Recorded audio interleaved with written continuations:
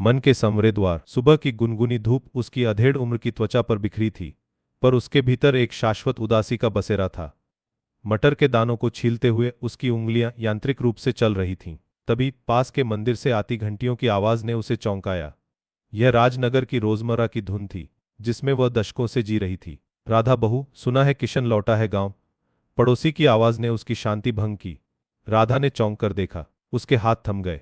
किशन, कितने वर्षों बाद यह नाम उसके कानों में पड़ा था। एक ऐसा नाम जो उसके मन के किसी सांवरे द्वार के पीछे कैद था। कौन किशन? उसने खुद को सामान्य दिखाते हुए पूछा, पर उसकी आवाज में एक अजीब सी कंपन थी। पड़ोसन ने आंखें मटकाते हुए कहा, अरे वही मोहल्ले का बिगड़ेल किशन, जो सालों पहले शहर चला गया था।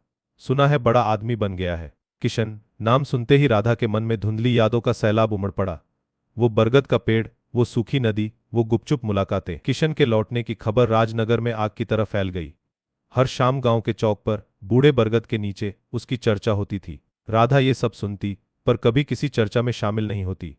उसकी खामोशी एक गहरा समंदर थी, जिसमें कई अनकहे राज दफन थे। एक दिन जब वह नदी किनारे कपड़े धोने गई थी, उसकी नजर अचानक सामने एक परिचित चेहरे पर पड़ी। समय ने उस चेहरे पर कुछ लकीरें खींची थीं, पर आंखें वही थीं, वही गहरी, सपने देखने वाली आंखें। किशन, वह वहीं खड़ा था। कुछ पल के लिए दोनों की नजरें मिलीं, और फिर समय थम गया। एक चुप्पी जो हजारों अनकहे सवालों और जवाबों से भरी थी। राधा ने अपनी पलकें झुका लीं।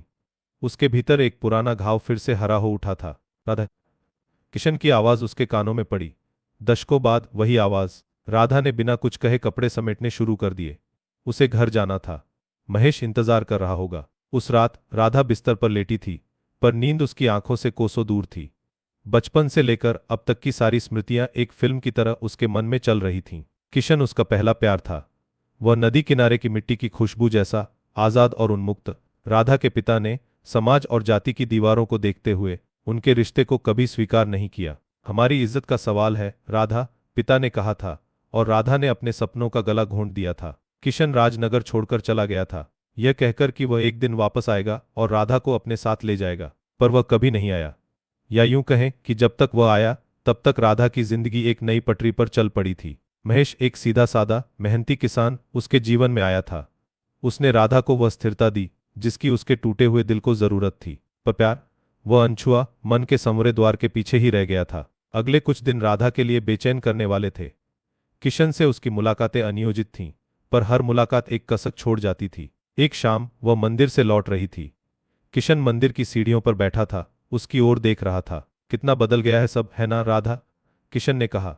उसकी आवाज में एक थकान थी, एक खालीपन। राधा उसकी बगल में बैठ गई, दूरी बनाए रखते हुए। समय कभी किसी का इंतजार नहीं करता किशन, पर यादें, वो तो करती हैं, उसने राधा की आंखों में देखते हुए कहा। उसकी आंखों में वही पुरानी चमक थी जो कभी राधा के मन को आंदोलित कर देती थी। राधा ने नजरें झुका ली। ये आंखें जिनमें उसने कभी अपने सारे सपने देखे थे। तुम वापस क्यों आए किशन? उसकी आवाज में एक अजीब सी कड़वाहट थी। तुम्हें देखने, राधा, यह जानने कि तुम कैसी हो। क्या तुमने मुझे भुला दिया? राधा ने एक लंबी सांस ली। कुछ चीजें कभी नहीं भूलती किशन, पर कुछ चीजें भुला देनी चाहिए, और तुमने भुला दिया। उसकी आवाज में एक निराशा थी। मैंने चुना किशन, तुम्हें नहीं, अपनी जिंदगी को चुना। राधा की आवाज कठोर थी, पर उसकी आंखों में नमी थी। अगले दिन गांव के बाजार में महेश और किशन का आमना सामना हुआ। महेश, जो किशन के बारे में ज्यादा नहीं जानता था, उससे बेखतर था। किशन ने महेश को देखा। एक साधारण निश्चल व्यक्ति, वही व्यक्ति जिसने राधा को वह दिया था जो वह कभी नहीं दे पाया था, स्थिरता। महेश ने मुस्कुराकर किशन को देखा। नए हो गांव में? किशन ने सिर्फ सिर हिलाया। वह राधा के पति के साथ कोई संवाद नहीं चाहता था। राधा इस सब से दूर घर के काम में व्यस्त थी, पर उसका मन शांत नहीं था। उसे लग रहा था जैसे दो दुनियाएं टकराने वाली थीं, और वह बीच में खड़ी थी। एक रात मूसलाधार बारिश हो रही थी। बिजली कड़क रही थी, और हवा में एक अजीब सी बेचैनी थी। किशन राधा के घर के दरवाजे पर खड़ा था, पूरा भीगा हुआ। उसके चेहरे पर एक दृढ़ संकल्प था, पर आंखों में लाचारी। राधा ने दरवाजा खोला। उसे देखकर वह सन्न रह गई। राधा, मैं और इंतजार नहीं कर सकता, मेरे साथ चलो। उसके पीछे महेश की आवाज आई, कौन है राधा? राधा का चेहरा पीला पड़ गया। दो जिंदगियां, दो रास्ते, और वह बीच में खड़ी थी। किशन ने महेश को देखा, फिर राधा की आंखों में। उसकी आंखों में एक मूक प्रश्न था, क्या तुम मुझे चुनोगी? एक पल के लिए राधा को लगा जैसे बरसों पहले का वो दिन लौट आया था। वही चुनाव, वही दुविधा। उसने गहरी सांस ली, और फिर जो किया उसने किशन को स्तब्ध कर दिया। दरवाजा धीरे से बंद हो गया। किशन वहीं खड़ा रहा, बारिश में भीगता हुआ, उसके चेहरे पर एक गहरा खालीपन। सुबह हुई। बारिश थम चुकी थी, पर राधा के भीतर का तूफान शांत नहीं हुआ था। महेश ने रात की घटना के बारे में कुछ नहीं पूछा। उसने सिर्फ एक कप चाय राधा की ओर बढ़ा दी। राधा ने उसकी ओर देखा। यह वही स्थिरता थी, वही विश्वास जिसे उसने चुना था। किशन चला गया था, इस बार शायद हमेशा के लिए। राधा ने चाय का कप उठाया।